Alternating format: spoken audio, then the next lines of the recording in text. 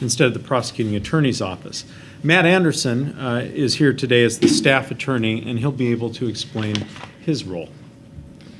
And Dee Silv serves as Inquest Program Manager, and Dee will be your contact for scheduling and other administrative matters. The new executive order expands the fact-finding scope of inquests. Under the new system, a panel of jurors will now hear testimony about training and about policies, and they will be asked whether the officer or officers followed their training and those policies. This will help us better understand what happened and continue to improve. If police did not follow their training and departmental policies, we need to know why not, and the agency needs to act to prevent others from making the same mistakes. If police did follow the training and protocol, we need to understand what improvements can be made to that training and protocol to prevent future tragedies. The point is not to put an individual officer on trial, but to make sure that we are asking the right questions and taking the appropriate actions in response to the answers we receive. Now, at the moment, we have several pending inquests that have not been convened. We will begin to order inquests in these cases first. On May 20th, I ordered an inquest into the death of Demarius Butts. This process began with a letter from me to the presiding judge at the King County Superior Court. Superior Court is notified so Dee Silv can begin the process by securing a courtroom and starting jury selection. I believe the new executive order will provide families, law enforcement officers, and community members with greater transparency and accountability. And I believe it will give the public more confidence in the legal system and give law enforcement and policymakers greater ability to reflect on how training and policies come into play in difficult and confusing situations and how they may be improved. I will turn it over now to Mark Larson from the Prosecuting Attorney's Office, who will explain the role of the prosecutor. Mark. Thank you. Good morning. The Prosecutor's Office is going to be involved in this new executive order. Our duties are related to the very front end of the process. When law enforcement is investigating the officer-involved shooting event, as they complete that investigation, they will work with my office to bring that investigation and those materials forward. In the past and into the future, we will pledge a 24-hour turnaround of a review of those materials. And we will also be asked and will provide a recommendation as to whether or not the events that are described in those reports and in the investigation are consistent with that which should be called for an inquest. So we intend to do that. We look forward to sort of fulfilling our role and appreciate that. Thank you. Thanks. Anita Kandawal is the director of our Department of Public Defense. Good morning, everyone. I'm Anita, and at the Department of Public Defense, for the first time, families are going to be provided with representation at inquests. This is critically important in leveling the playing field. They have previously been the only parties without a lawyer, and we are grateful to the executive, to council, and to community partners for effecting this change. The Department of Public Defense stands ready to offer services to families.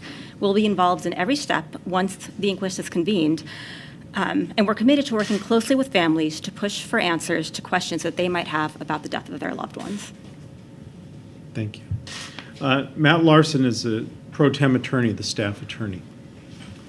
Morning, everybody. I will serve as the pro tem attorney for the inquest into Demarius Butts, the first inquest ordered under this most recent executive order. My role in that process is going to be to assist the administrator investigating the cause and manner of death, as well as the policy and training questions referred to by Executive Constantine. Most of my time will consist of reviewing the evidence, working with the attorneys that represent the other parties to resolve any issues, and ultimately to present the evidence to the jury so that they can answer the questions put to them by the administrator. Each of the attorneys represent a particular party: the family, the police officers, or the police agency. I don't have a client. My calling on this case is to assist the administrator in ensuring that the process is full, fair, and transparent. When that administrator needs legal analysis on how to resolve an issue, I'll provide it. When that administrator determines that further investigation is needed, I will make sure that it happens.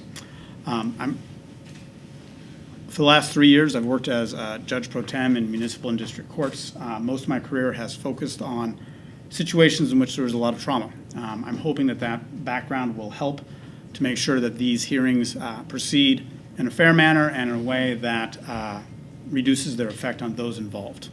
I'm encouraged with the reforms to the process, and I'm excited about being involved in it. Thank you.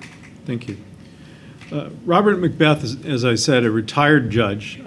These inquests are not trials, and the presiding officer will be referred to as administrator. And Mr. Macbeth, if you wouldn't mind addressing that. Good morning. Three individuals, three retired judges have been selected to serve as administrators for the inquest process.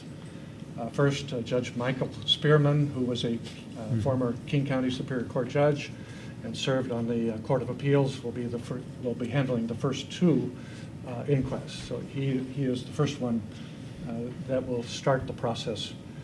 Judge Terry Carroll was a King County Superior Court judge, and he and I will follow up with inquests that follow the first two.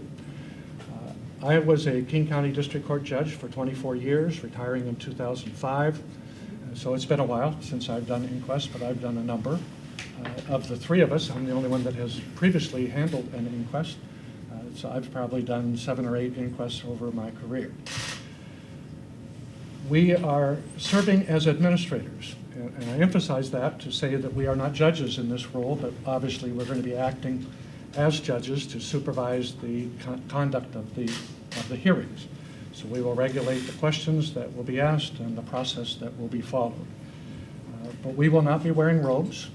We will be serving as administrators. So our role is simply to make sure that the process is conducted fairly and is transparent. As has been noted, the process and procedures that we will be following are somewhat different than what we have followed in the past. And we're going to try to make sure that we understand the change in direction and the process that we will be following. The three of us are committed to make sure that the process is fair and transparent. We recognize that the inquests can be politically charged, and we will endeavor to keep the process as fair as possible. Fair to the families that have suffered loss, fair to the law enforcement officer that may be involved, fair to the law enforcement agency that will be involved, and most importantly, to provide the kind of open, transparent disclosure of information that the public needs and deserves. So our role as administrator is simply to make sure that the process is followed as fairly and transparently as we can endeavor to do so. The new process will involve a very real conflict between fact-finding and accusation. We understand that. The effort will be, for the three of us, is to try very, very hard to keep the process a fact-finding mission. The new rules will allow a law enforcement agency an opportunity to present testimony about training and policies and to make a determination whether or not the officer has followed those policies and training. That's a change in what we have done in the past, but we will try to make the process work. The point is that this is not a trial in the real sense. It is a fact-finding mission. And to the extent that we can make sure that the fact-finding is done fairly, we will endeavor to do so. We will endeavor, working with the Pro Tem Attorney, to make sure that all of the evidence that is germane is presented, and our role will be to make sure that that is done in a fair and open process. Great. Thank you. Thank you. And again, our inquest manager is Dee. You'll help me with your last name. Silv.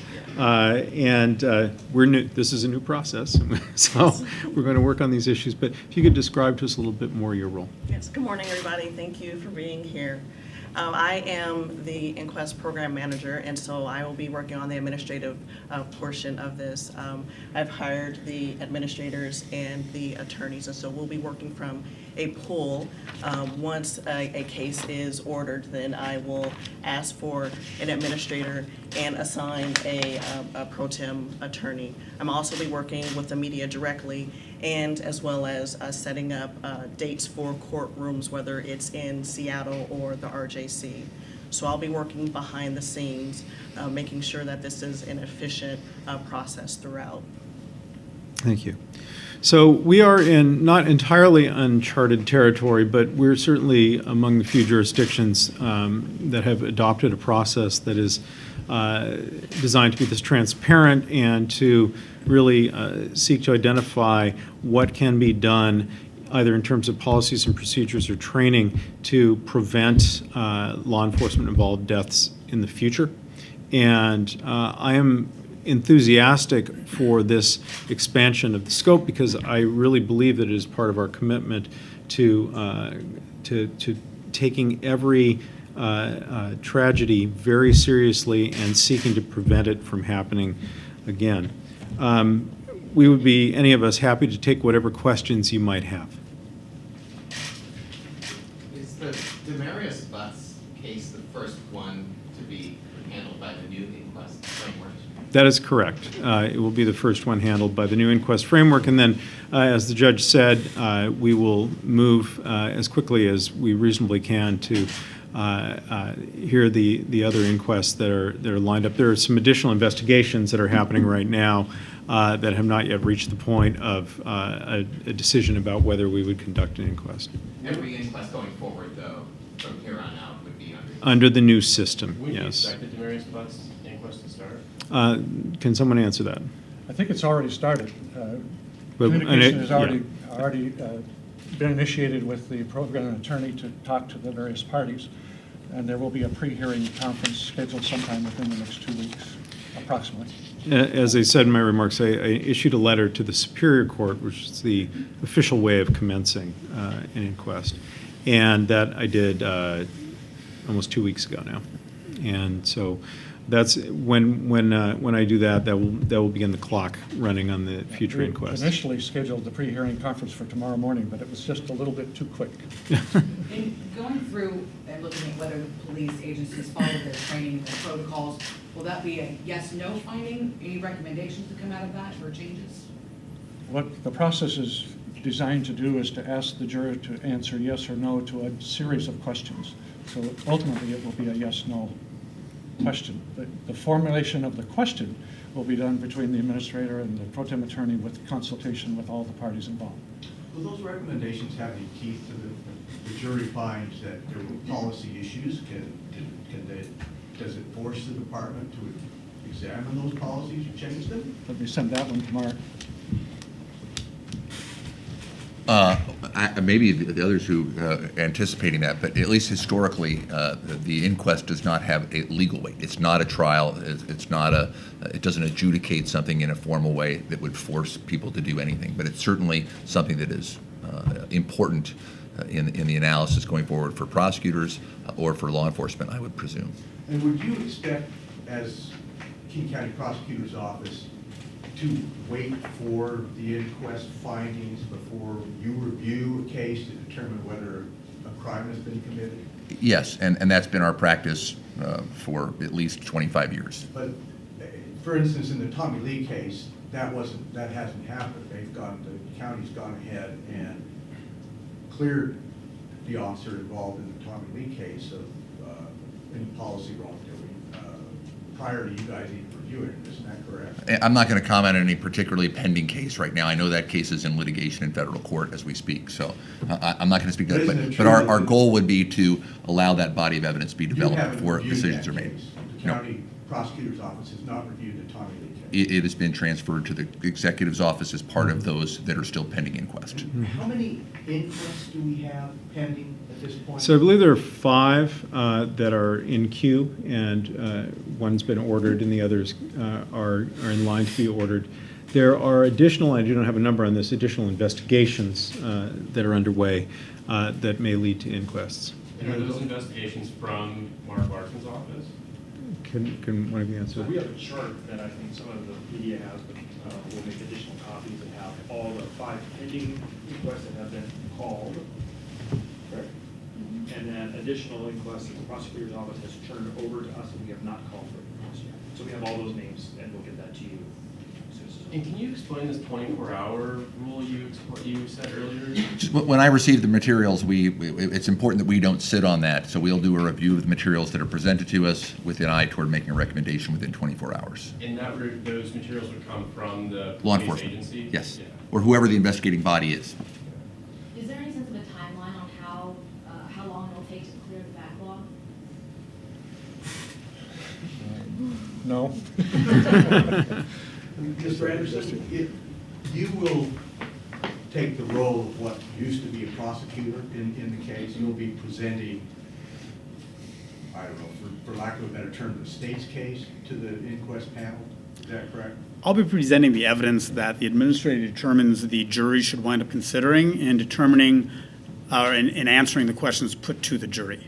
Much of the role will be similar. I will need to assemble the evidence. I will need to work with the other parties to make sure that the appropriate witnesses are called. But I don't have a case to prove. This is supposed to be a fact-finding, and my job is to make sure that the jury has the information necessary to answer the questions put to them by the administrator. But somebody, the administrator being, I'm sorry, The three. who that would be the One of the judges. one of the judges Yeah. has to make some sort of evidentiary decisions on what information you will present. Is that correct? Correct. The administrators, I will wind up proposing witness lists along with, and after consultation with the other attorneys.